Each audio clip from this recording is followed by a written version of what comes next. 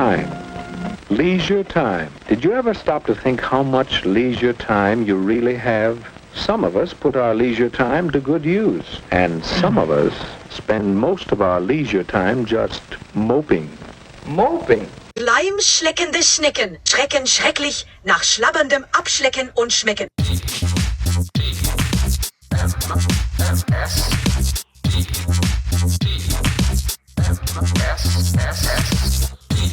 The Morning Stream. Talent in a can, ladies and gentlemen.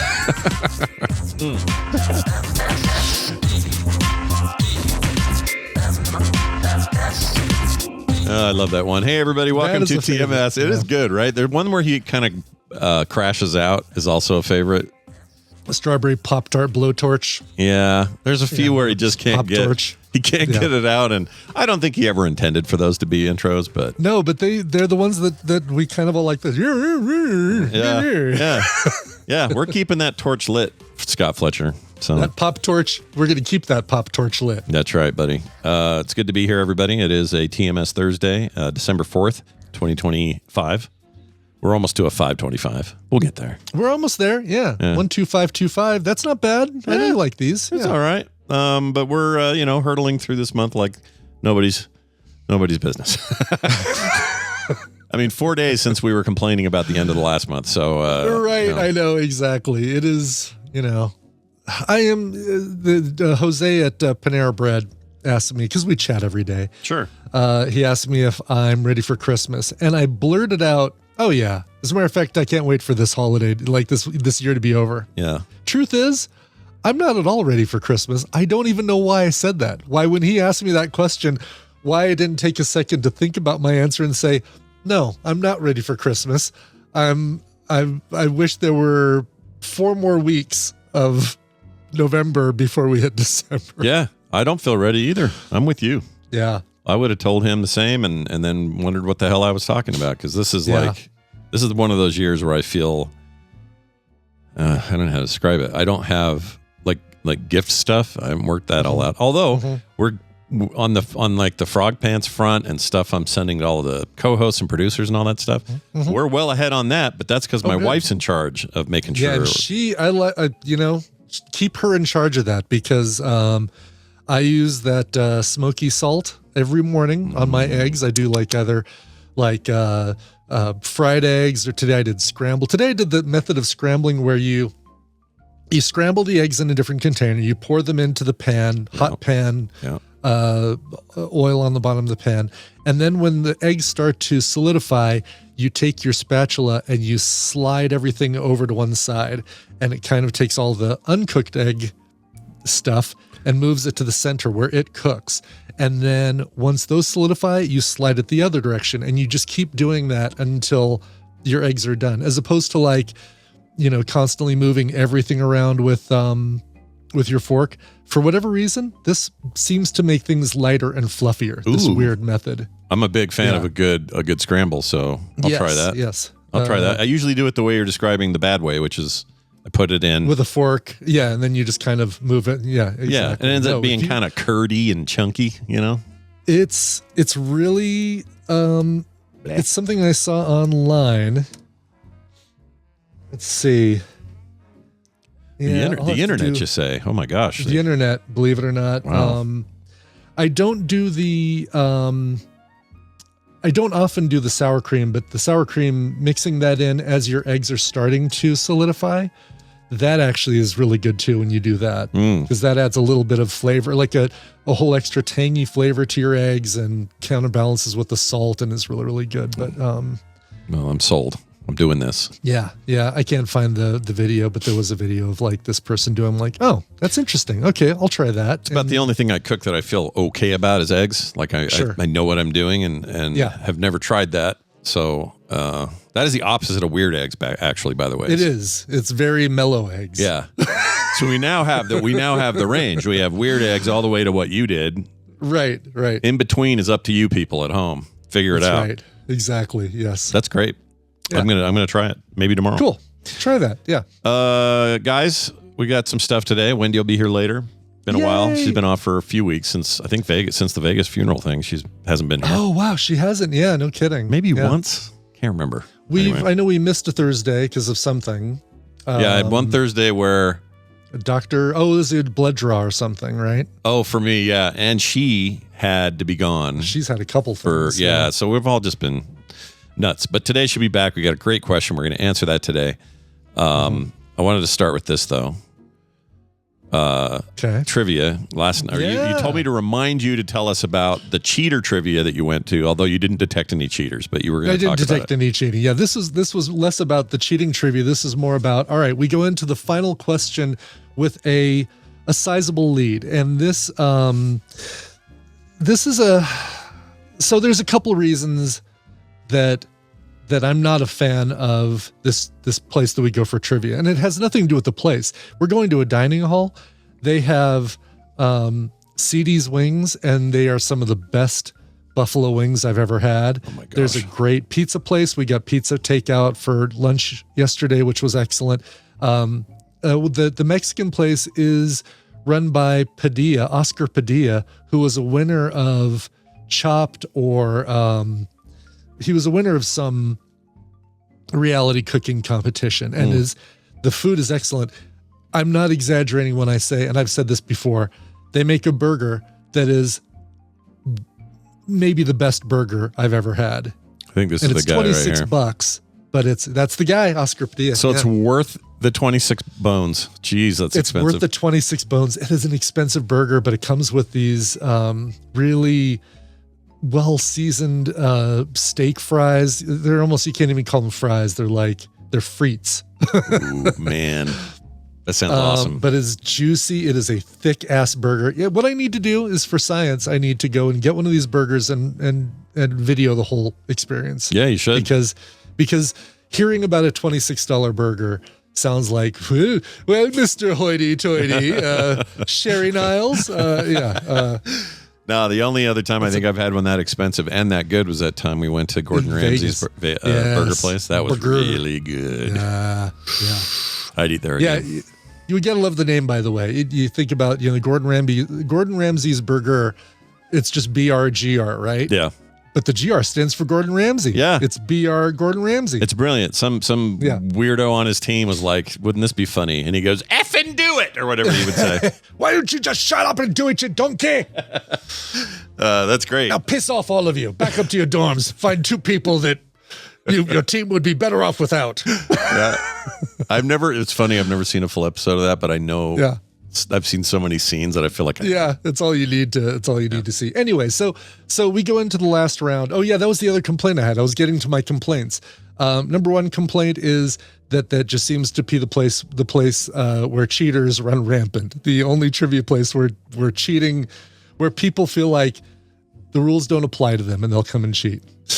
Mm-hmm. The other complaint I have is this trivia company has more of a focus on and it's a business. I get it. Their job is to make money, but their focus is on the bars as opposed to the players.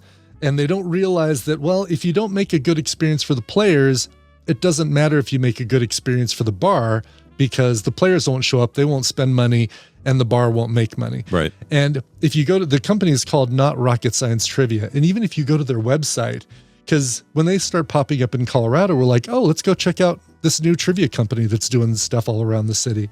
The first 3/4 of the page is plugging it for bars and saying, here's why your bar needs this. And it's all these weird recorded videos of all their different quizmasters who feel like they're in a cult going, Not Rocket Science Trivia is the best thing that's ever happened to my bar. And it's da-da-da-da. Wow. But it's the quizmasters saying it like, hey, we have a full house every Thursday night when we do trivia. And look at all these people. Yeah. Here's the problem with that. Or here's the other problem with their game, though.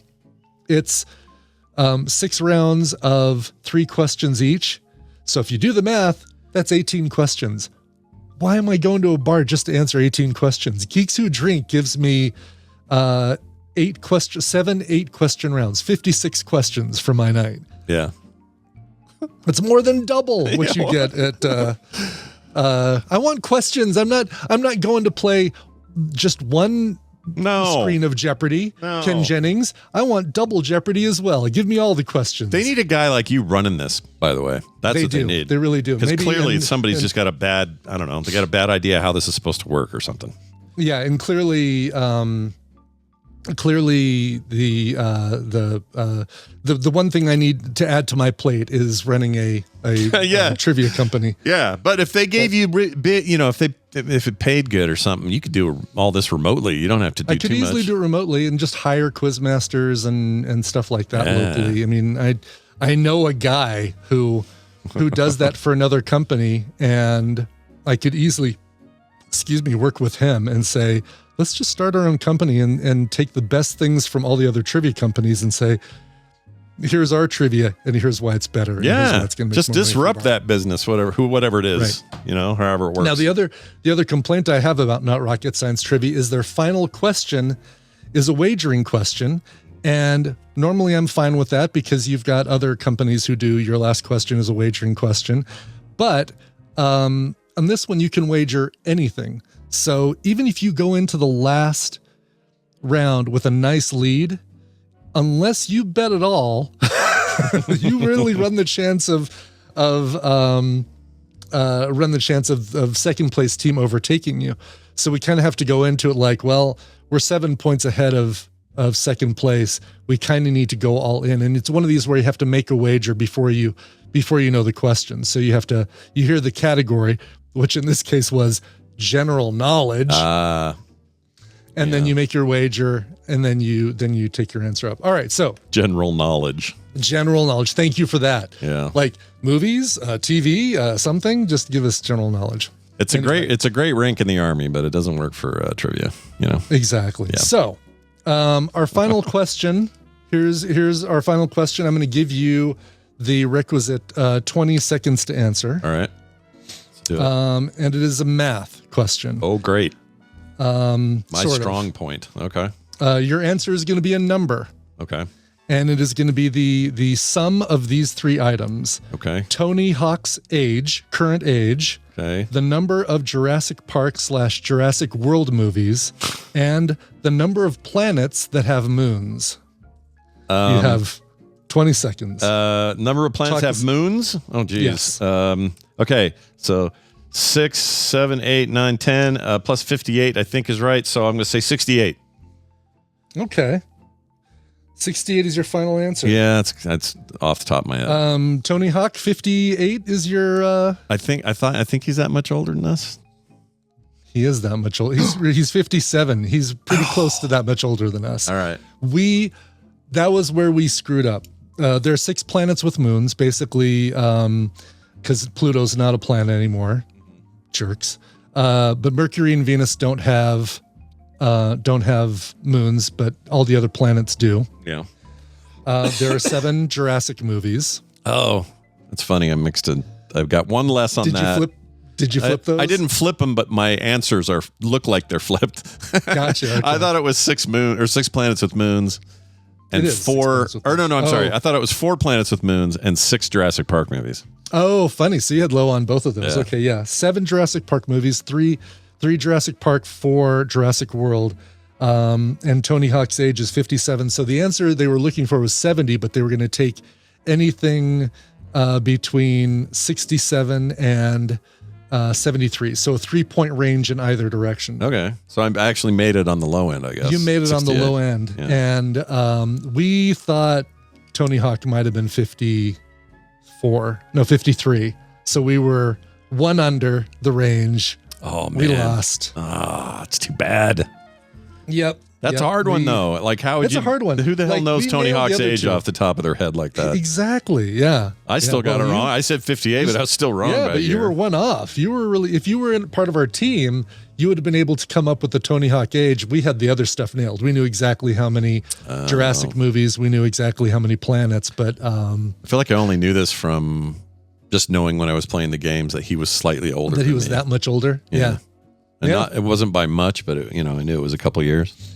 But yeah, that's great. So do you like that kind of question? Like where it's like I don't. You have no time and you got to hurry up and find numbers and smash them together. I like it as a tiebreaker. I think this is the right way to do a tiebreaker question because whoever's closest to the pin gets the prize, right? Yeah. Like if the answer is 70 and this team says 68, the other team says 64, then it goes to the 68 team. I don't like it as a final question because there's no way to plan for the wagering on this.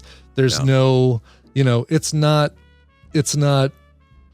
as much clever trivia knowledge as it is, here are 3 random numbers that we came up with, add them together.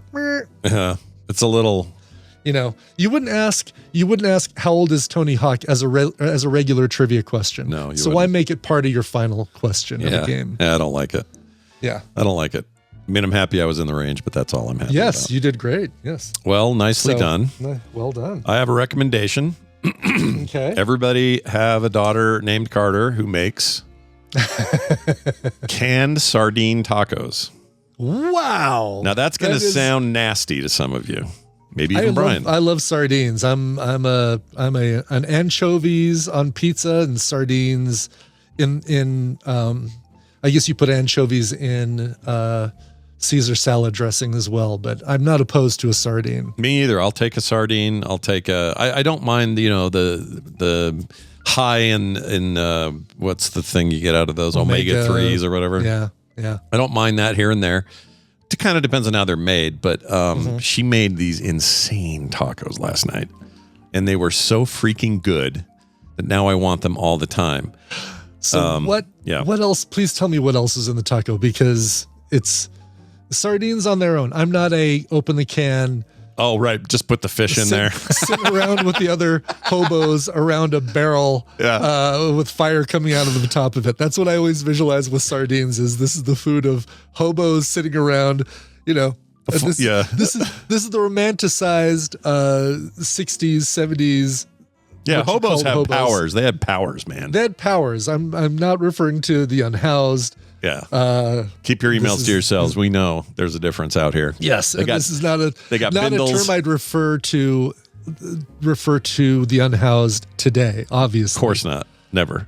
But these guys, they travel by plane or train. They got a cool Spindle Bindle thing, whatever it is. Yeah, they got a bindle on a stick. Yep. With it's basically a bandana with their 12 belongings. Yep. They gather around by the train tracks around a barrel that has fire coming out of the top of it. It's a choice to live this way. Yes. They have magical powers where they can discern. They are. They know what's mystical chalk marks on the ground to tell you where somebody's friendly to hobos and where they're not friendly to hobos. They're like shaman, really. Kind of, yeah. At the end of the day.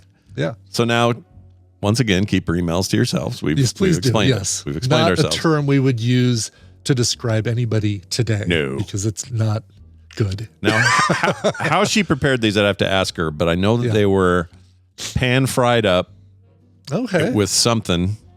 And then on top of it later, it was fresh radish slices. So she got actual radishes and did the whole that. Yeah. She did homemade coleslaw on top of that. Some mayo that was like Kewpie mayo, sort of, but it may have been like that Korean mayo stuff. Love the Kewpie mayo. I'll try to get an actual list of this and put it on the Discord or something so people don't have to wing it with my bad descriptions. Yeah. Because there's a picture of a Kewpie doll on the Kewpie mayo. Was that where Kewpie dolls came from, or did Kewpie dolls inspire Kewpie mayo? Oh my gosh, dude, I don't know. Yeah. Anyway, please continue. Can we get an answer? We need some we need an answer, answers. But it's someone out there let us know. But it was so good, and just the right amount of, I think it was like some kind of pepper jack cheese, or maybe it was white cheddar. I'm not sure. Soft flour tortillas. Something else. Can't remember, but dude. I had 3 of these things. I could have eaten 10 of them. They were so freaking good. And they were just fishy enough and not too fishy. Because fish tacos are a thing. You get fish tacos. Yeah, absolutely. These usually were it's cod. Usually it's fried cod. Or a little milder, right, than a canned sardine. But the sardines in that form are just enough of a kind of fish bite. It's hard to explain that flavor, but it's the thing you like and that I like. I like that kind of. Totally. And you basically can't really add any other salt to the taco because the sardines will carry the salt level. Yeah. And they did. And they are very high in sodium, so you kind of don't want to eat those too much if you're not watching other sodium intake in your life. But yeah. oh man. I just can't say enough about That sounds these. amazing. They That were sounds so good. really, really good. Yeah, she did a killer job. Way better than I would have. All right, we have time for a little bit of news before we have Wendi come and join us. And so we're going to get to that now. Here we go. Today's news is brought to you by Coverville, where today we're doing an Alex Chilton cover story. I think it's my first ever Alex Chilton cover story. Now, the name, you probably, when you hear the name Alex Chilton, you think of a song by The Replacements called Alex Chilton, which is about Alex Chilton. But what more do you know about Alex Chilton? Did you know that he was a member of the band The Box Tops? He was the lead vocalist for The Box Tops, who had the big hit song with "My Baby Just Wrote Me a Letter." Dun, dun, dun, dun, dun, dun. Oh, yeah. Yeah, you know that song. Yeah.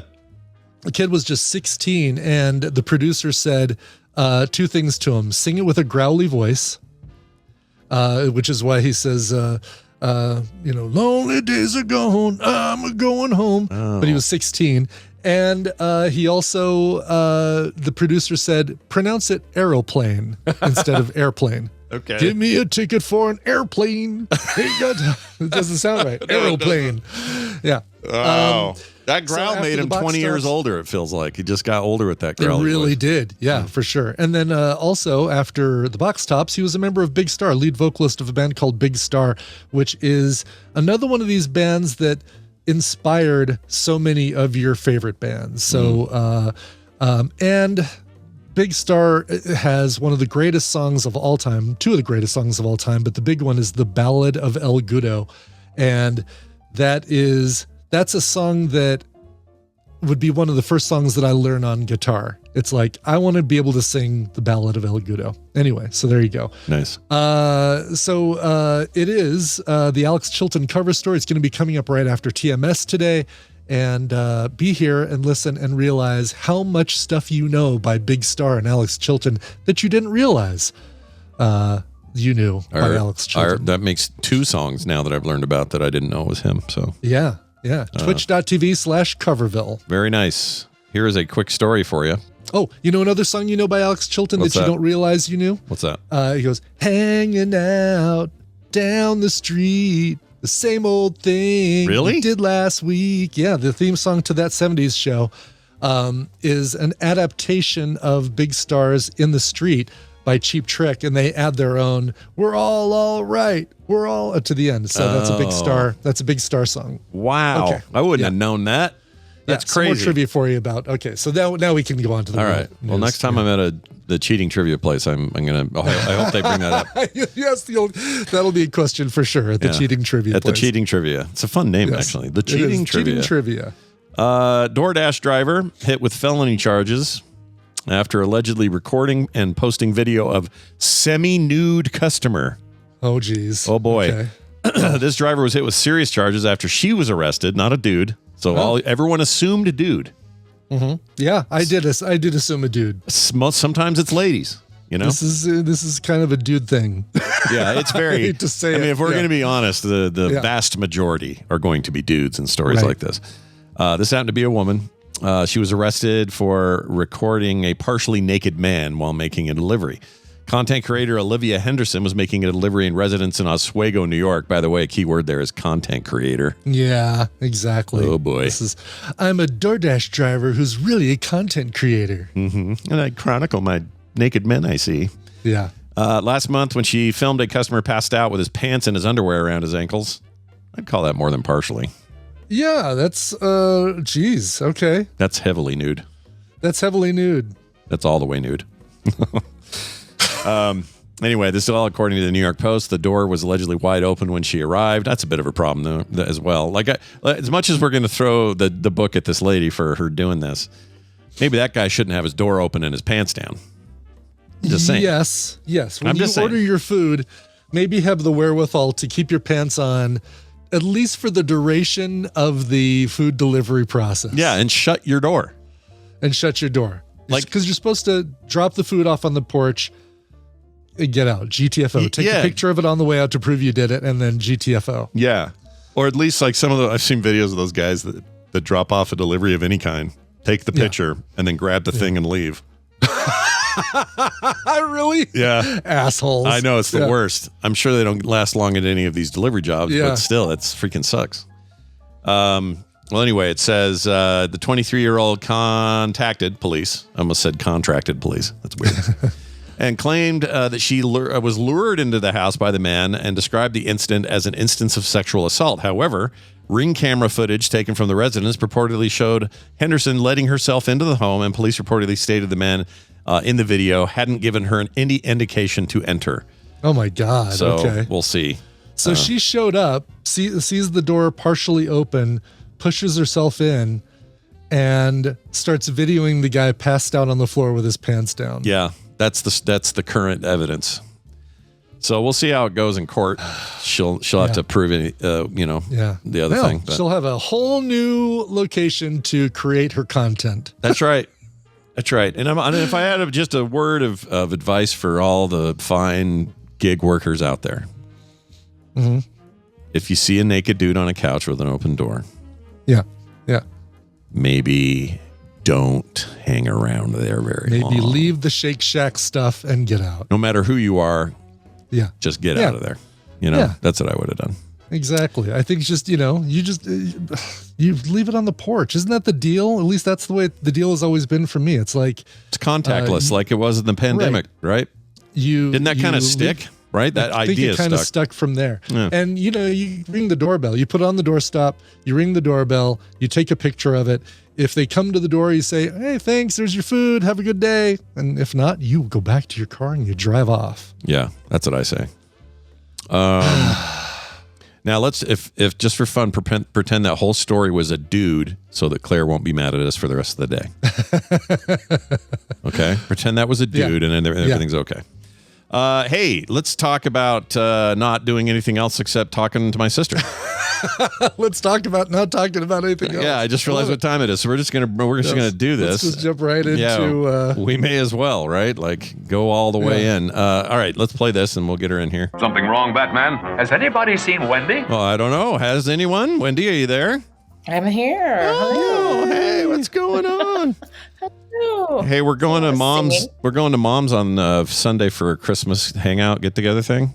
Do you want to fly one more time this year? Just get in a plane and fly again. Do you want to do that? I do not, but maybe you guys could. I don't know if you've heard of the internet, but you could just have a camera on or something. Yeah, and we're going to do hi. that. We're going to do that. We're going to We're going to get there with a camera on. On your head. Yeah. A GoPro. Yeah. It's all going to work out great for everybody. Anyway, It's good to see you. It's been a while. Lots of in and outs and travels and business here and there. And finally, Wendy's here for an episode. Yep. Back. Finally, she's back. Everything going okay? You're having a fun, pre-Christmas time and all that? Yeah. Yeah. That's when all the elf behavior has to kick in. You gotta make Christmas magic. Is good. Is Elliot all healed up? He is. He's got a pretty wicked scar, though, and we're trying to convince him it's cool that everyone should want one. It is cool. Scars is cool, right? It is. It's a war wound. Yeah. It is. And they do it right on the collarbone, like the top, right? So eventually you'll just have, I don't know. It'll look like you've been damaged. So it's like a whole, like it goes from the shoulder all the way back up to where it connects it's pretty to the neck. long. I mean, I'd say it's 4 inches. Oh my gosh, dude. It's decent. I mean, they reconstructed a lot of stuff, but he's doing great. And as soon as he could rip that, it was very funny. He had like the brace on, it's all Velcroed. And he just rips it off like the Hulk, I'm done. Everyone's going to want him for their boyfriend though. That's how this works. He's seen some stuff. He is kind of a dork. He's a scar man. Yeah. Scar man. The other day we had this very funny moment trying to leave a Walmart and the door wouldn't open. And we were talking about my worst nightmare. Someone had left a bag on the ground and I was like, what if there's a bomb? And as we're leaving, the door wouldn't open. I'm like, this is my worst nightmare, dying in the entryway of a Walmart. Oh my gosh. So it was super funny. Anyway, he laughed so hard and loud. And I was like, is that your real laugh? And he goes, maybe. He's like, I'm a kind of quiet laugher. I'm like, I know. And it was very weird. Wow. Everyone you tapped into his loud laugh now. It was really funny. Now it's there. Yeah, I'm glad that didn't happen to you, and I'm glad that you're here instead, not blown up in a Walmart. Jeez. Well, let's get to this question. Of course, as you people at home know, Wendi is an actual therapist. She helps people all the time with their real problems, and she comes here on Thursdays and helps you with yours. And today we're going to hear from an emailer named MJT, who sent us this relatively short one. Hopefully there's enough info here for Wendi to say some stuff. But here's what he says. Dear Wendi and the boys. That's you and me, Brian. I don't know if you know. The boys. Yeah, which I'm definitely not Homelander. Yeah. Oh, that's probably like that better. Yes. Yeah, I've definitely not Wendi Homelander. Darling and the boys. How are those maggots, Michael? There you go. Yeah, good. Perfect. Let's go. Where is it? Oh, here it is. It says, I'm 47. I haven't cried since my grandfather's funeral in 1989. I was 14. Not at my dad's funeral. Not when my daughter was born. Not when my dog died. Nothing. I never know about it. I never thought about it until last week. I was watching some dumb commercial and felt this pressure in my chest, like something trying to claw out. It scared me, and I left the room. My wife thinks it's unhealthy. She says I'm bottling things up. He put that in quotes. But I feel fine. I function, good job, decent relationship with my kids. I exercise. I'm not depressed. At least I don't think so. Is something wrong with me? Should I be worried? I can't cry anymore? Or is this just how some people are, or how some people are wired? Respectfully, MJT. Well, Michael Jordan Thomas. No, we don't know his name. Mary Jane Thompson. I feel like this guy and I could get along because I also think it's weird that prior to Luke's funeral, I haven't like really cried in maybe a decade of time. Maybe get a little choked up for a movie or something here or there, like a Pixar. During the pandemic, the Pixar movie where the van got destroyed. What was that called? Onward. I love that movie. Yeah. And when the van was sacrificed, I got choked up during that stupid scene. But I also feel this way. Like when I was young, I could be quick to emotion. These days, I'm like a rock with too thick a crust on it, and I don't feel like I can bring it out very well. So then when it does happen, I feel like the biggest blubbering idiot of all time, like I sort of felt at Luke's funeral. I just kind of lost my mind there. But it was very cathartic. So why is that, Wendi? Why do some, maybe specifically men, I don't know. It seems like this might be more prominent with men. Yeah. Why are we so tamped down with this stuff and can't let our emotions out? Okay. Let's just first identify what crying is. Okay. So think of it like it would take only a couple days to a week. I don't know if you never pooped, right? You'd die. Yeah. It would be, there is certain processes the human body requires or death ensues, right? And you would not feel good. Okay. So I'm not comparing pooping and crying exactly together, but there is a similar better out than in problem that you I did both during the first time I watched Love Actually, by the way. So there's a little bit of a comparison. Yeah. Cry pooping is the worst kind. Anyway, but if you think about it, like expressing, right? Like getting out our tear ducts, our emotions.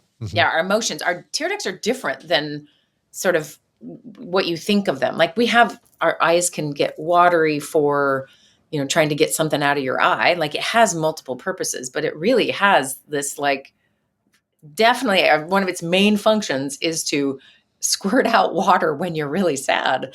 And it's interesting, right? It has to, so laughing, I mean, maybe you fart sometimes accidentally, but like you're not, this is a bathroom episode, everyone. Sorry. That's all right. That's all right. Yeah. Welcome to the morning stream, everybody. Yeah.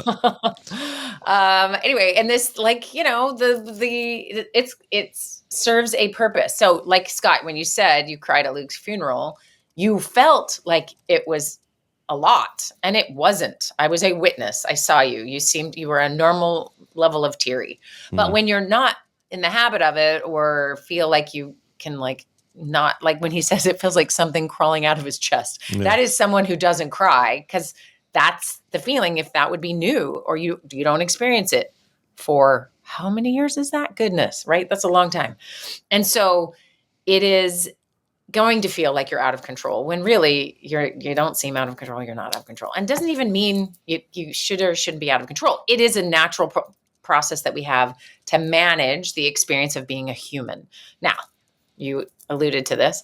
And let me ask the two of you, do you have memories And anyone out there, it can be any gender, but probably more male presenting folks, like memories of being told not to cry, or names were called if someone seemed to be emotional, right? Like that stifling of the male emotional bandwidth is pretty universal. Do you guys have memories of this? Or I have one specific memory from I'll just say family member.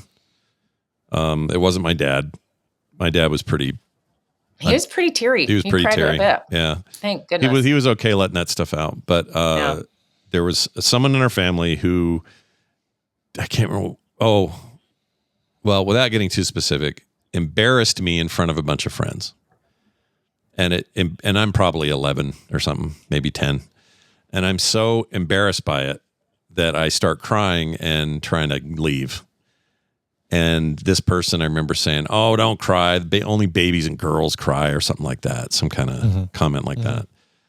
And I remember that very distinctly because it just made a very embarrassing situation like 50 times worse.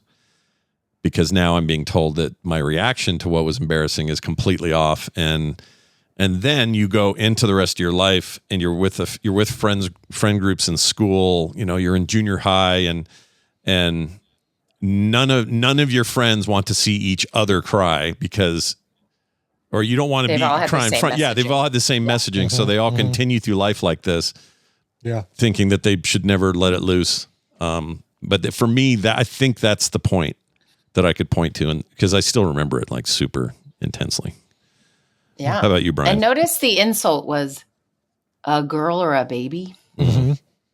Yeah. First of all, both adorable things. Yeah. Through you. Especially baby girls. We got Phoebe's upstairs right now, and she's adorable right now. Yeah. She's got a cold and she keeps coughing in my face, but other than that, she's great. But if you hear what it is, first of all, saying anything's like a girl as an insult is why the world is so problematic. I won't carry on that topic, but it's built within that statement is there is permission for girls, right? Like they're allowed, a baby's allowed and a girl's allowed is within that statement, right? And so, there is a lot more leeway for women to cry and girls to cry than there has ever been for boys. I don't know if it's like full freedom, because then you're like, you're crazy. So you're either crazy or you're allowed to some extent, but it can't ever be too much. And it kind of depends on the person, right? So whoever did this to you and whoever, Brian, your story is about, also had the same training and probably from a generation worse than them too. So that's the other piece. Okay. So Brian, you got a story? Yeah, similar. I mean, again, family members never put that stigma on me with equating it to babies or whatever, but probably in an elementary school or right around that age, being told, only girls and babies cry. And it was, you don't grow up with the name Brian with very few things that rhyme with Brian without the fear of forever being labeled as Crying Brian. So you once the first iteration of that hits, you kind of lock those feelings up. But it's so ingrained, and imagine you're going to speak to this, probably the same thing that's happening to MJT. I would not have a problem at all with crying, right now in the for the last 25, 30 years, no problem with it. I'm of an age where it's like, yeah, no problem. Probably cried during the beginning of Up, but other than that, think I didn't cry when Tristan was born. I didn't cry when we put Daisy down or put Ruby down or put any of our cats down that we had to do. But I definitely got choked up, and it wasn't a matter of saying, well, this is all I'm going to allow myself. No, I would have been fine crying. It's kind of like Scott and puking. Bring it on. Happy to puke. Yeah, it's true. I'd be happy to cry. Happy to barf, happy to cry, happy to barf, cry. Exactly. Whatever you need to do. Right. Yeah. Exactly. Yeah. But I think it's so the roots of that tree are so deep, even though the tree's been cut down, there's nope, can't cry, Brian. Here's why. Can't do it. Yeah. Yeah. So, interesting. Yeah. Okay. So I'm assuming MJT, if you're listening, I want you to think about that. Where you taught not the ethics of crying, but the ethics of crying, availability of crying, that as a it as a thing to be ashamed of, or a sort of useful tool or a welcomed relief. Because if you think about often why we're crying, so maybe you'll see something that touches your heart and, your emotions come to the surface. Often there's crying about things like that, then crying about happy things. There's a number of ways we cry and or have the feeling of crying, but a very common one, and this is often when kids run into and then they're treated so poorly for, is crying out of overwhelm or frustration or buildup, right? And that's adults too. We're walking around stress balls, and we are not letting it out in healthy ways. And so we do it in other ways. But that if we could actually let ourselves cry, we would feel better. And that's probably your experience, Scott, right? Recently, when you said you felt relief, or talk about it. It was cathartic. Yeah, it was very cathartic. It was like, it's actually really hard to explain. Going into that trip, I had been experiencing, since I heard about Luke's passing, the worst shoulder neck pain thing that I just thought I was sleeping funny or whatever. But also in the back of my head, I'm like, this is the one you always get when something's real stressful. Like when mom broke her leg, I had this for a while. When Kim's sister died, I had it for a while. Like a lot of life's hardest moments. It sounds like this weird. It sounds like I'm saying, I got a bum leg or something. But it's just this tension I get, and it's so bad that I can almost like not stand up or like look straight. I get blurry vision from it. It hurts so bad, and I had that for the whole 3 weeks or whatever it was between his death and that funeral, until I got up there and then said my thing and then sat down. It went away, like poof, gone. And I haven't had it since. And that's a physical indicator of the stress that it relieved. Yeah. But also I felt better about the whole thing.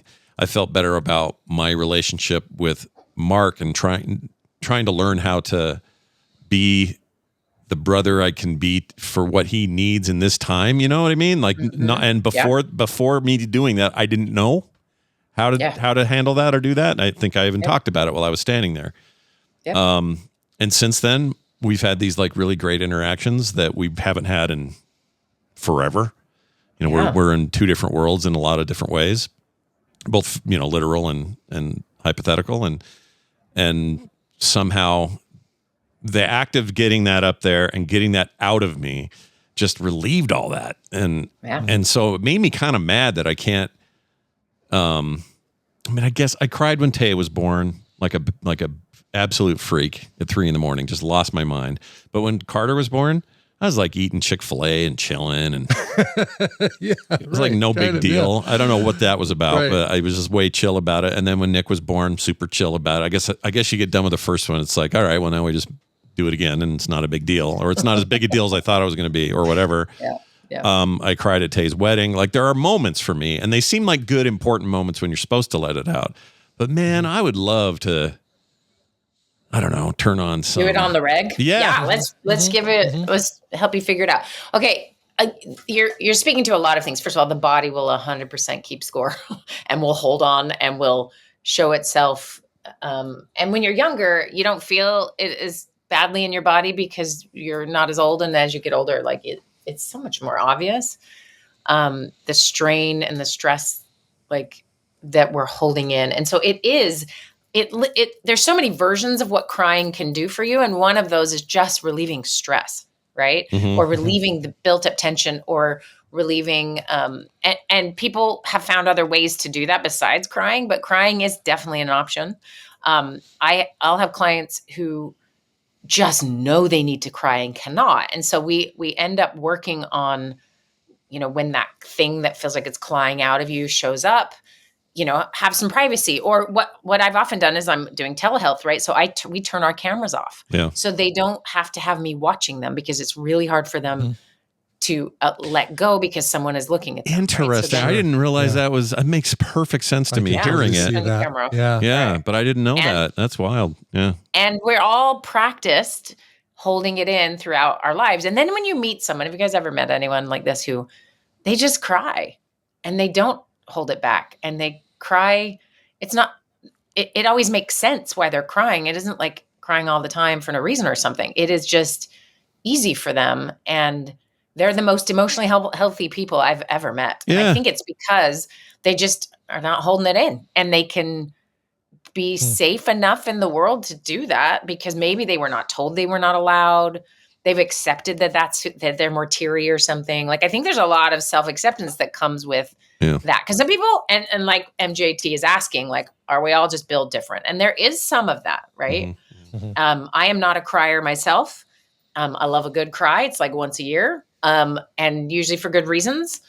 Or it's like, maybe a great, isn't Pixar 100% just to make you cry? So Pretty much, you can find sure. things that can make you cry. So that's actually what I would recommend to him, and I would recommend to you, is on purpose, go to something that might tear you up, especially when you're feeling like a lot or you're stressed, that will help initiate the cry, and just like be by yourself and let yourself cry. And so you can actually practice relieving that tension and not fighting it. But sometimes this like training goes really, really, really deep. So I love that MGT is like, I think I'm a normal person. I think I'm okay. And guess what? You are okay. Maybe 1989 is a long time. That's a little too long. It does seem like a long time. A little long. Yeah. Here's the other fear though. Like, all right, let's say I do what you're describing, and I go and I just say, let's go over to Disney Plus. Let's fire up. Watch the first 10, 15 minutes. Love it. And get myself to cry. Okay. There's a little tiny bit of fear that once I just say, hey, this, we're taking down this wall, Mr. Gorbachev.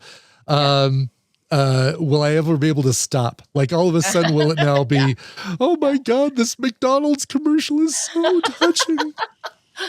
There's a little bit of fear there. Yeah. All men out there, as your testosterone drops over time, and as you become more sentimental and developmentally more mature, you will naturally cry more. Like, this is coming for you. 47, you're still young enough, son, but it's coming. That's why you see old men tear up every 2 seconds about something, and you're like, it's a lifetime of crying coming out. So I would recommend starting now. But Brian, your question's a really good one. I don't know if I've ever had a client not concerned about that exact thing. Really? Okay, good. I would assume so, right? Like, Eric, if I start crying, will I not be able to stop? Is like Pringles all of a sudden. Yes. That, and even things like if I cry, or if I go to a certain topic that I've been protecting for so long, sometimes it feels like Pandora's box. I'm going to open this thing and I'll never be able to shut it. If those walls come down, I'll never recover it. And think about what we're actually saying. What we're saying is, I've had a protection in place my whole life. You're asking me to pull that protection down. There's a reason it's there. And so if it's a big, big reason, you might want to chat with someone about that before ripping all your walls down. But there's also just the mathematical improbability. You cannot cry forever. Sure. But everyone believes it. You got to run out of body liquid at some point, right? Yes. Yes. We might be 96% water, but right. Exactly. There's still a finite number there somewhere. I just worried like we're going to show up to Nerdtacular and it's going to be like, oh my God, they're the Fletchers. Brian Dunaway. No, okay, but there is something I should probably point out. We're talking about all of y'all without chronic depression, or in a major depressive episode, or often in major depression, people will actually stop crying. That can be an effect. There's also the emotional ability is like, you cannot stop. And so you need to talk to someone and get some help. If you cannot stop crying, that is a different story. Then I cry frequently because I see lovely things, or I'm sad about a friend or whatever. It's you cannot stop. So that our biology can be affected by mood disorders in ways, that show up as never crying ever and being totally numb, or being unable to cry. So I just want to throw that out there. One thing I really love about when you think about crying is that, and I just love that someone studied this at some point. It's probably been around a while, but that tears are different depending on why you're crying. So the sort of chemical makeup of a tear, first of all, they're like snowflakes. They're unique under microscopes. They look different. to each person. But you're saying even like the cry I have over a McDonald's commercial is going to be different than the cry I have over putting absolutely our dog down. And the shape and composition of it will be like depending on the temperature, humidity, and the reason you're crying. But so the reason you're crying, so we know this at least, which I think is so crazy, is that emotional tears have a higher protein concentration than tears we get from like irritation or like something. Oh, like our onion, chopping an onion. Yeah. Different, totally different chemical makeup. Like, so you drink all that protein, guys, and it's coming out of your eyeballs. If you're sad. It's like, oh, gross. It's you gotta replace your protein. Like a GNC factory coming out of my face all of a sudden. Great. Excellent. Yeah. That's why it smells like protein. No, but it is different, which I think is so interesting. Like our bodies are crazy impressive. And when you think about trying to take a biological process and stop it, or training half the population that they are not allowed to do this thing is just crazy when you think about it. So I would love for MJ to, his wife sounds like she might be able to do this with him, but talk it through, right? Like where were these original messages? What was modeled to you? So Scott, it's interesting because we both had, Dad was very, his emotions were available to him.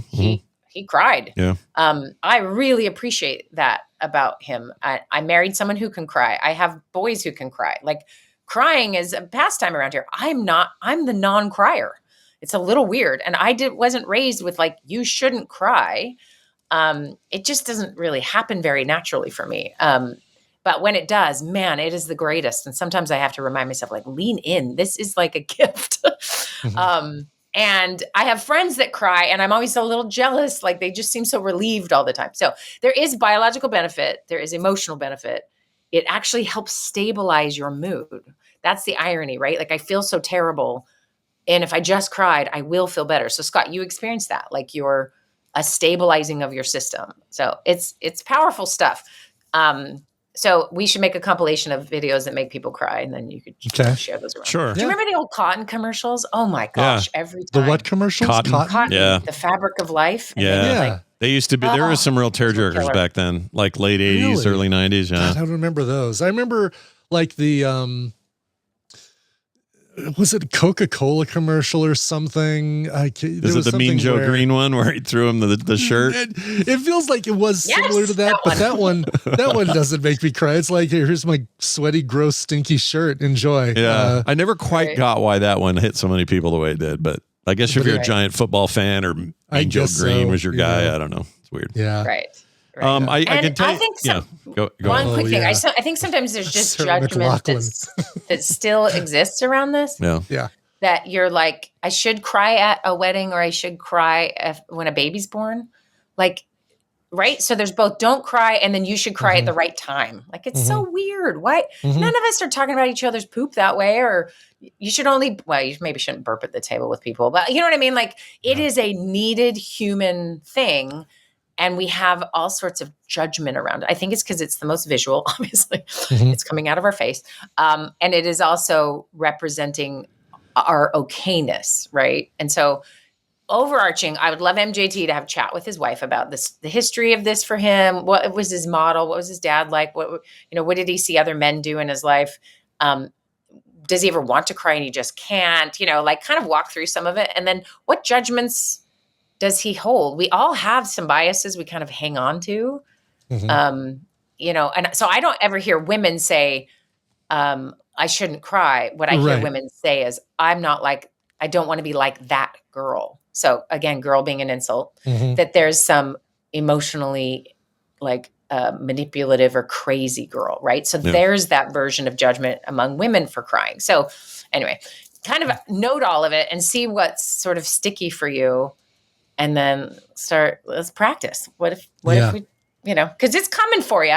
I'm just going to say that. I'm going to go watch one of those ASPCA commercials. Thanks, Rainbow Bright, for making me think about those. The animals in cages looking at the camera like, why doesn't anybody want me? It's like, okay, that's doing it to me already. So sure. Because everyone has their thing, right? Like that's my thing. That kind of gets mistreatment them. of animals and that's I wish I was more like Carter. Let me tell you about Carter real quick. All she has to do, she could be right here and I just say to her, Futurama episode, Fry's dog. Right. Which may not be a thing Wendy's seen, but all you have to do is mention Fry's dog from a certain Futurama episode, a freaking cartoon, okay, that's mostly a comedy. Yeah. And she will start crying. Like she is the thing you're talking about. She is so in touch with her emotional side, and she's able to just kind of let that stuff go. And I admire it. And when she does, and sometimes this is a little manipulative of me, but I like to go, oh, here's a cartoon she hasn't seen yet, and it's got a real heart tugger at the end. I'm gonna watch it with her because it gets me some of that. Do you know what I mean? Yeah. And I love to see. It's weird. Some people see it as like, well, why are you torturing her with stuff that's going to make her emotional? But I actually do it because I'm proud of her. I like that about her. It's one of my favorite things about her. Well, also, as Wendy's just telling us, it's important to get that stuff out. So your process is making Carter the healthiest of all of us. Yeah. Carter's winning. Yeah. She is winning. And it fulfills my tease quota for the month as well. I get to have a little bit of a tease in there. You know, it's not quite the same as chasing your sister with a cold soldering iron, but it's close.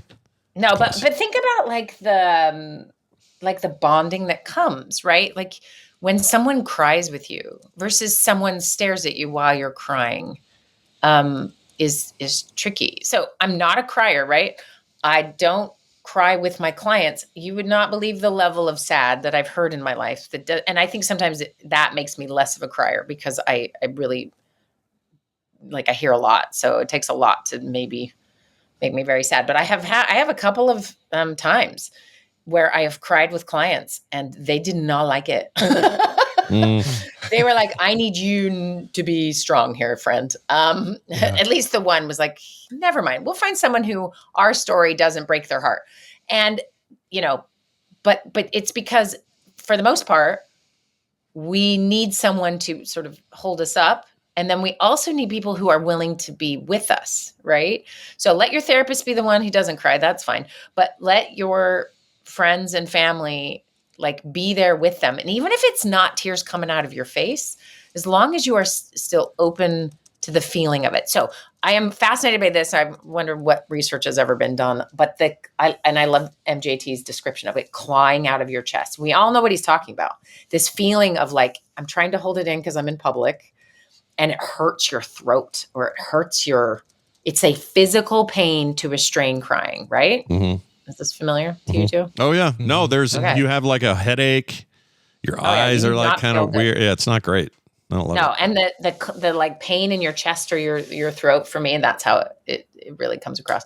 And it's such relief to like let it out. Yeah. So that's everyone's chore. I usually call it homework, but I'm going to call it a chore because you have to do it to get the benefit. You can't just like, what I mean is you got to practice it. So December is a great month for this, right? Mm-hmm. You're either getting sad for reasons, you're either stressed out for reasons, you are end of the year verklempt for reasons, you are world's on fire reasons. In fact, we should do this sometime if anyone's open to it. I would love to do like a collective, let's process the trauma of the pandemic because oh gosh, the entire world was traumatized and we all just moved on. And some people have not just moved on. And then some people have had to work hard to move on. And then a lot of us just store it. Just said, you know what? That's over. Good. Awesome. Let's go back to the way life used to be. And it's true. And every once in a while I'll have glimpses of like little PTSD moments from it that I'm like, oh, that's still in there. Anyway, but that idea of like December's a great month for a lot of things to be conjured for people. Yeah. It's why I'm very busy in January. Everyone calls in January. Sure. And, right. I need to process all that. Yeah. Exactly. Because you're about to have options show up that will make you want to cry or need to cry. So MJT, I'm going to challenge you to watch some crying, sad things. Sure. Watch something that I get teary with hope. And like, you know, it's probably what I love about the Lord of the Rings. Yeah. Right. Yeah. Like I just freaking love when Gandalf shows up with all the Rohirrim. You know what I mean? Yeah. Like it's the best moment of all time. He's all bright up there on the hill coming down with his staff and his horse. Yeah, and great. I tear up every time, right? Yeah. So it doesn't have to always be sad, but find something that gets your tear ducts working. Let's get some of this protein out the right way, guys. That's our I think our here's Here's the plan. If we don't do it now, then we'll do it in June, and Nerdtacular. We'll have a session where we turn the lights off, and up on the big screen we'll show that episode of Futurama, the Hold the Door episode of Game of Thrones, the ASPCA commercial with Sarah McLachlan singing, and First 10 minutes about. the Christmas commercial with the Clydesdales teaching the young new generation of horses to pull the beers for Budweiser. Oh, we're so easily manipulated by things. Okay. And they know it. That's the worst part. If we get choked up about, if we get choked up, at least with Up, it's a piece of it's artistic expression that is meant to like explore emotion. A commercial, they know what they're freaking doing to try to sell us something. Those bastards. Totally. But we'll turn the lights off so nobody has to see anybody else crying, and we'll just do it. Awesome. We'll just do it right there. Yeah. Yes. Hey, speaking of Lord of the Rings, Scott, guess where your nephew is flying to tomorrow? I assume New Zealand. I assume right? New Zealand. Yeah. I mean, he's in Australia right now, right? So his study abroad ends like yesterday, and then he went to Gizzard Wizard concert in Australia, which is very fun. Because they're from there, you know that? Which is a band that Scott learned about yesterday. Yep. Oh. Yep. Yeah. Just learned. I call it Lizard, Gizzard, Wizard, Dizzard. I never say it right. Sure. I can't How remember. is that coming up the day after you taught me about that? That's insane. What funny timing on that. Yeah. I had no idea. Adam and Pete and Abe are huge fans, and I don't get it. I like some of it. Then I'm like, I can't believe these are the same people making 85 kinds of music. It's wild. Yeah. Anyway, so he went to that concert, and then he flies to New Zealand, but he is doing like, we're watching Lord of the Rings at home, and he is literally going to like 8 Lord of the Rings sites. Yeah. And he's going to the Wexa place. What is it called? Wexa? Is it where they make all the... you're talking about not Wexa. Weta. Yeah, he's doing a tour. He's going to tour that? I know. I think Bill went, right? Bill Duran went. Yeah. They totally did. Yes. We're doing it wrong, Scott. We're not going to the right places. Yeah. No. And you know what he said to me? He's like, "Oh, I'm sad you didn't come visit me." I'm like, "What?" Yeah. I didn't think I was invited because I thought I was harshing your vibe. And he's like, "No, you should have come." I'm like, "Shut up. I wasn't going to come anyway." But still, it's always nice to know day. you were wanted to go. But I know. Anyway, so it's fun. But he gets home soon, which is great. So, that is great. But I can't wait to hear how that went for him. That went really fast. I feel like he just got there. Why is time flying so fast? But please call me Sunday. I'd love to see everybody when you guys. We will do that for sure. We're going to try to, like it's supposed to, we're trying to get all the cousins, all of it. If we can get everybody there, we're going to try to get everybody there. So that was very smart timing. Yeah, it's good timing. Things aren't, they're not improving. No. They're not rapidly declining, but they're definitely not improving. Anyway, well, we'll do that. In the meantime, MJT, let us know how we answered your question if it feels like we sent you down the wrong right path. And if anyone at home has anything they want to add to this or questions related to it, keep those questions coming. We love them on the show. Get them to us. Wendi, anything happening at knowbetteryou.com? Yes. Oh, I forgot. You can go. There's now a tab for coaching if you want to do some one-on-one coaching with Coach Steph in between things. You can sign up there. And then, more announcements will be coming. But I'm a Christmas elf right now, so I'm not really thinking about that. No, you shouldn't. You shouldn't have to. That's fantastic. It's Wendi, everybody. Watch her as she goes, and may your Christmas not feature anyone chasing you with a hot soldering iron or a cold one. Okay. All right. We'll see you later. Any soldering iron. Yeah, any soldering iron of any temperature, right? Brian, that brings us to the end of the show today. Yes, it does. I want to thank everybody for being awesome. I don't know why that's in there. Don't read again. this text because we did that. Yeah, we already did that. I don't know why that's in there at all. I must have but I will say this. Thank you to everybody who reached out about Xbox 360 controllers. While I was working on it, I was like, oh, I have a remote control like that we used for watching Netflix on it. Yeah. So I bet I can maybe get to some of the settings that way. Turn the damn thing on. It booted up fine. Sort of booted up fine. Wasn't showing anything on screen. I restarted it and got the red ring of death. So, So I'm sending the whole kit and caboodle over to Dunaway, including 3 Kinect games and the karaoke game Sing with a couple of microphones. He's going to try and fix it, and maybe we'll do like an auction or something. Nice. Very nice. Yeah, if he's able to fix it. Yeah, that's the trick, right? Yeah. But he's a nerd. Maybe I should send him just the Xbox first And then if he's able to fix it, then I'll send him all the other stuff. That might be a good idea because who knows if it'll. Yeah, there's no point in sending him all that stuff if like, oh, couldn't get it to work. Now I have your Kinect, your Ring microphones, these games, which you could probably sell separately. Yeah. Just send him the console and that 400-pound power supply. Stupid power supply. So weird. I feel like I shouldn't even send him that unless he gets it working because that's another. Oh yeah, he's got those. Yeah, don't even bother. Yeah. The console is all he needs. It's just the console. It's so weird that when you last used it, it was fine, and it red ringed somehow in its not being used. It's really weird. I know. Yeah. I understand it breaking while a GPU's overheating or something. While you're playing games and stuff on it, for sure. But now all of a sudden it's like, and I think I've lived my life. Yeah, I'm done. I've seen many Call of Duty reloads. Yeah. Well, yeah. Good luck on that. Yes. That's going to do it for today. Coming up later today, 1 p.m. Of course, Coverville right after this at twitch.tv/Coverville. So check that out. Over there and learn about Alex Chilton. Yeah, I feel like I would learn a thing or two if I went over there. You would. What else? There's Film Sack this weekend. There is a TMS Friday tomorrow for patrons. You'll see that on the Patreon, going live at 9 a.m. And I think that's everything else. Brian, let's play a song and get out. Okay, Khaled 14495. There's 1,494 other Khaleds before him. Said, I reach out to the cover master to play something for my wife's celebration of another trip around the sun. I reached out a few years ago to play something like one of her favorite songs, Grown Up Christmas List by Amy Grant, and you couldn't find it in your heart to subject others to another tropey Christmas song. Yeah, that sounds like me. Yeah. I love it. Another song that she really enjoys is Call Me Maybe. Do you happen to have any good covers of this? If not, I trust your judgment. Love the show, though, and she can see why I like it. Chris, a.k.a.